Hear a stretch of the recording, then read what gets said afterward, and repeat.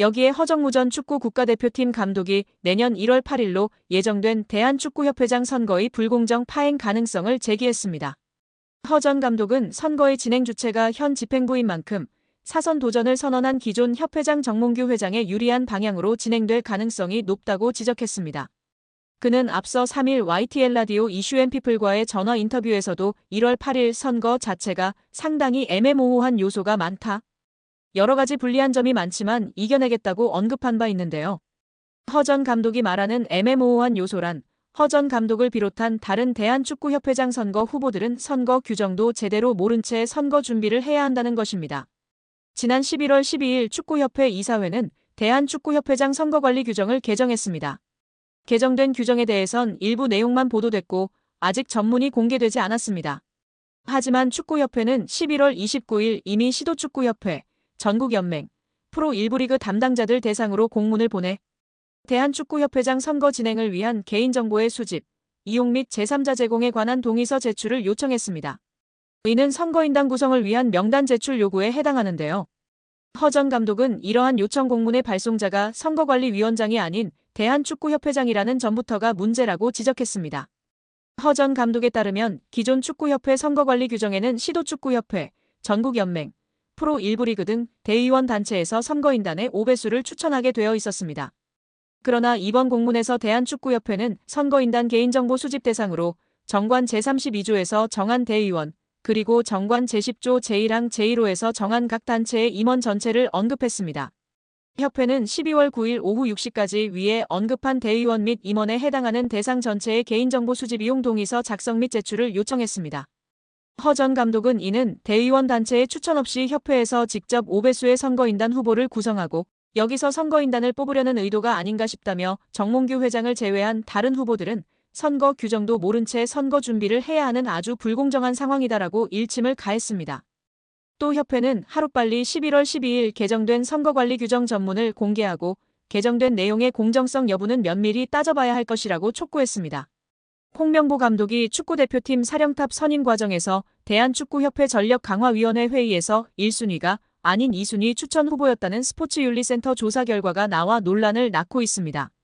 스포츠윤리센터는 지난 7월 대한축구협회의 축구대표팀 감독 선임 관련 비리가 있다는 제보를 받고 조사에 착수했으며 약 4개월 만에 이를 마무리하면서 정몽규 회장과 김정배 부회장, 이임생 전 기술총괄이사에 대해 문화체육관광부 징계를 요청하는 조처를 의결했습니다. 이번 스포츠윤리센터의 징계 요청 결정문에서 논란이 불거진 것은 홍 감독에 대한 전강위의 추천표였는데요. 신동욱 국민의힘 의원실을 통해 확인한 결정문에 따르면 스포츠윤리센터는 축구협회 국가대표 전강위 10차 회의에서 홍 감독이 다비드 바그너 감독에 이어 두 번째로 많은 추천을 받았습니다. 이는 축구협회가 지난달 전강위 10차 회의록을 공개하면서 홍명보 감독과 외국인 감독이 가장 많은 7명의 위원으로부터 추천받았다고 밝힌 것과는 배치되는데요. 홍 감독과 함께 최다 추천을 받았다던 외국인 감독은 바그너 감독입니다. 대표팀 감독 선임 과정을 살펴본 문체부 감사 결과에서도 홍 감독이 전강위 10차 회의에서 바그너 감독과 최다 추천 후보였다는 축구협회 발표 내용과 크게 다르지 않았습니다. 그러나 스포츠윤리센터는 당시 한 위원이 추천 대상에 바그너 감독을 언급했으나 축구협회 회의록에는 이를 누락한 것으로 확인됐다고 짚었습니다. 스포츠윤리센터는 결정문에서 해당 위원으로부터 의견을 청취한 결과 회의록에는 추천하지 않았다는 외국인 바그너 감독을 추천한 것이 사실로 확인했다며 이에 따라 바그너 감독이 8명의 위원으로부터 추천을 받아 단독으로 1순위가 된다. 홍 감독은 7명의 추천으로 2순위였다고 했습니다. 스포츠윤리센터는 이번 조사에서 문체부 감사와 마찬가지로 감독 선임 권한이 없는 이전 이사가 최종 후보를 추천했다며 축구협회의 홍 감독 선임 과정에 문제가 있었다고 지적했습니다. 더불어 정 회장이 단체 수장으로서 감독 선임 과정을 제대로 관리 감독하지 못했다고 판단, 직무태만으로 징계를 받아야 한다고 했습니다. 김 부회장은 권한 남용, 이전 이사는 최종 선임 과정을 불투명하게 진행한 점을 이유로 징계 대상자가 됐습니다.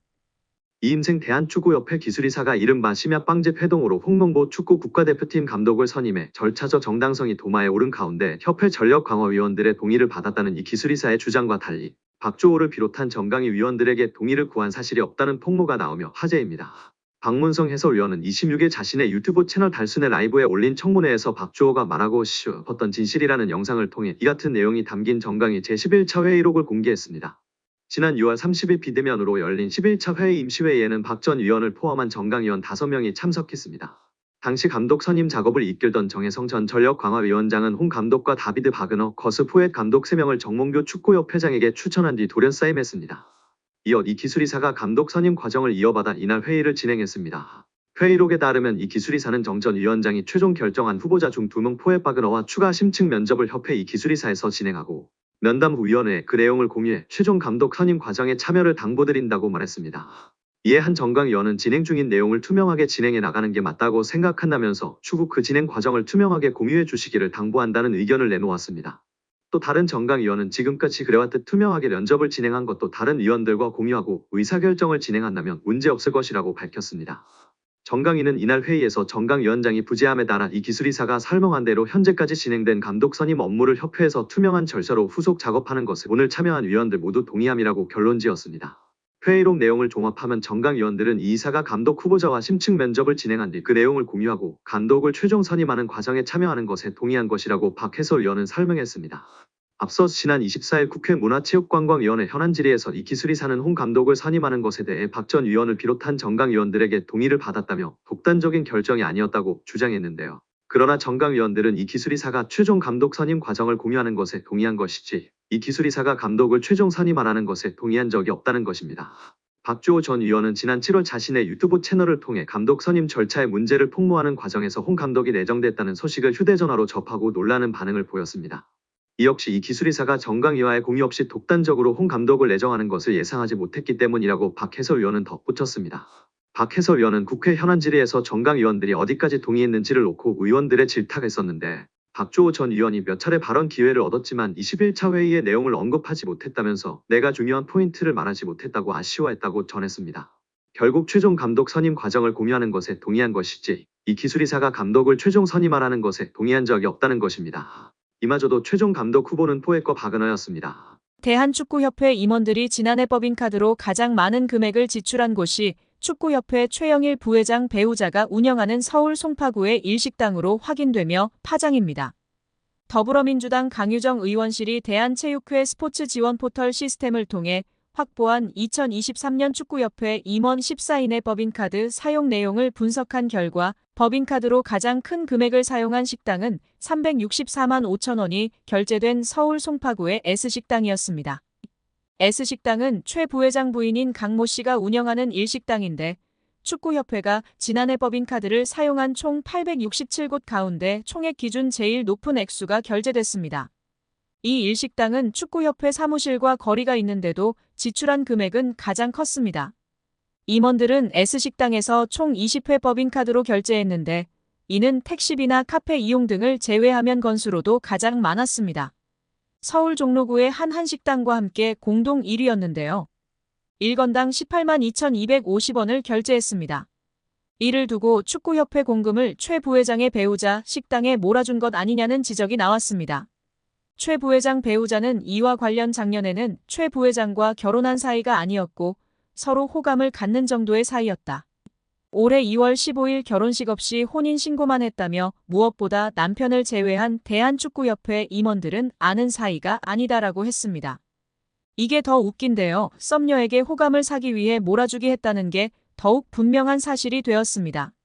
축구협회는 2017년 9월 법인카드를 사적으로 유용해 당시 조중현 축구협회 회장과 이회택 부회장 등 전현직 임직원 12명이 경찰에 입건되는 일이 있었습니다.